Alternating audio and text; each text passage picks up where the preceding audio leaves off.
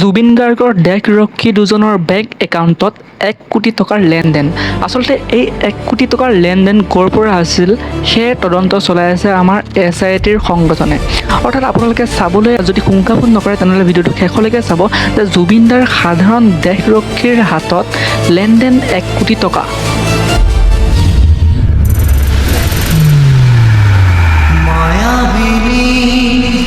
নমস্কাৰ, আজি আপোনালোকৰ ওচৰত এটা নতুন আয়োজনেৰে আলোচনা কৰিব আহিছোঁ যে জুবিন দাৰ সেই 1 কোটি টকাৰ লেনদেন ক'ৰ কেনেকৈ হ'ল সাধাৰণ এটা দেশৰক্ষী দুজনৰ মাজত। সেই দুজনৰ নাম হৈছে বৰা আৰু বৈশ্য। এই দুজনৰ হাতত 1 কোটি টকাৰ লেনদেন হৈ আছে ইমান 4-5 বছৰে। অৰ্থাৎ 4-5 বছৰে তেওঁলোকৰ বেংক একাউণ্টত 40 লাখ 60 লাখ টকাৰ লেনদেন। অৰ্থাৎ আপোনালোকক যদি ভালদৰে ক'বলৈ যাওঁ যে জুবিন গাৰ্গ এজন গায়ক নহয়, তেওঁ হৈছে মানুহৰ মৰমৰ দয়াৰ হিয়াৰ আমঠুৰ কলিজা। অৰ্থাৎ তেওঁ যেতিয়া জোনাকী ষ্টুডিঅ'ত গান গায় বা বেলেগত গান গাবলৈ যায় তেতিয়া তেওঁলোকৰ তাত অৰ্থাৎ জুবিন গাৰ্গৰ তাত বহুত টকাৰ অফাৰ আহে আৰু সেই টকাৰ অফাৰ কমচে কম 40, 50, 30, 20 হাজাৰ টকা হয়। আৰু আপোনালোকে ভালদৰে জানে যে জুবিন গাৰ্গৰ কোনো বেংক অৰ্থাৎ ফোনপে' পে'টিএম নাছিলে।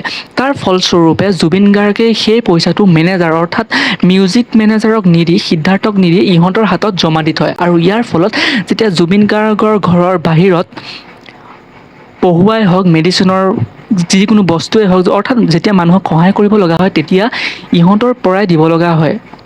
অৰ্থাৎ ইহঁতক কয় যে তই দি দে ইহঁতক ইয়াক মেনেজ কৰ।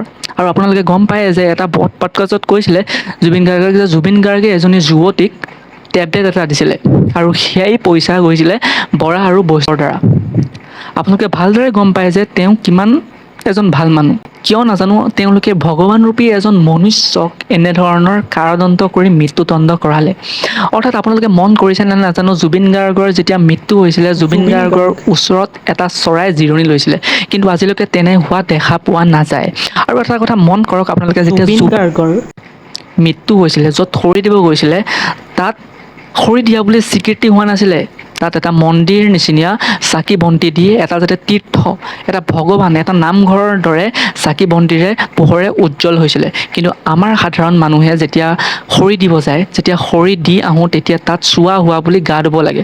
কিন্তু তাত জুবিন গাৰ্গৰ লগত তেনেকুৱা হোৱা নাছিলে, কিন্তু জুবিন গাৰ্গ আছিল আমাৰ বাবে ভগৱানক মাৰি পেলালে। বিষ খুৱাই মাৰিছে বুলি বহুত একাংশই কৈছে, কিন্তু তাৰ পৰিৱৰ্তে মেইন পইণ্ট এইটো যে কিয় কৰিলে এনেকুৱা। আচল তদন্ত হ'ব জানো? কোনোবাই যদি লাগি আছে কাৰোবাৰ ঘনীয়েকৰ লগত, কোনোবাই লাগি আছে একো বেলেগৰ গাৰ্লফ্ৰেণ্ডৰ লগত। দুনিয়াৰ চবৰে ৱাইফৰ কথা কৈ আছে, মই কাৰোবাৰ গাৰ্লফ্ৰেণ্ডৰ কথা ক'ব গৈছোঁ নেকি? তেওঁতো শ্যামকানু মহন্তৰ ঘৰত গৈ পাৰ্টি কৰি আছে। কি হৈ আছে? সঁচাকৈ ন্যায় পাবনে? ইহঁত দুটাৰ বাৰু তদন্ত চলি আছে যে 1 কোটি টকাৰ লেনাদেন কেনেকৈ হ'ল। সেইটো পৰৱৰ্তী মই ভিডিঅ' এটাত ক'ম আপোনালোকক ভালদৰে যে আচল ৰহস্যটো কি হ'ল।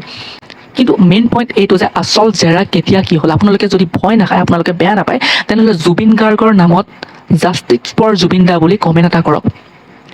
আৰু ভিডিঅ'টো মই সদায় আনি থাকিম এতিয়াৰ পৰা জুবিন গাৰ্গৰ সেই ন্যায় বিচাৰি। বোলে অলপ হ'লেও আগ্ৰহী হ'লে চেনেলটো ছাবস্ক্ৰাইব কৰি ৰাখক, কিয়নো মই এনেধৰণৰ ভিডিঅ' আনি থাকিম। আজি এটা ইনফৰমেশ্যন দিবলৈ আছিলে যে 1 কোটি টকাৰ লেনাদেনা, আৰু সেইটোকে দিবলৈ আপোনালোকৰ ওচৰত আগুৱাই আহিলোঁ। পিছে আজিলৈ নমস্কাৰ, আকৌ নতুন এটা ভিডিঅ'ত লগ পাম। ছাবস্ক্ৰাইব কৰি দিব এনেধৰণৰ ইনফৰমেশ্যনবোৰ পাই থাকিবৰ কাৰণে।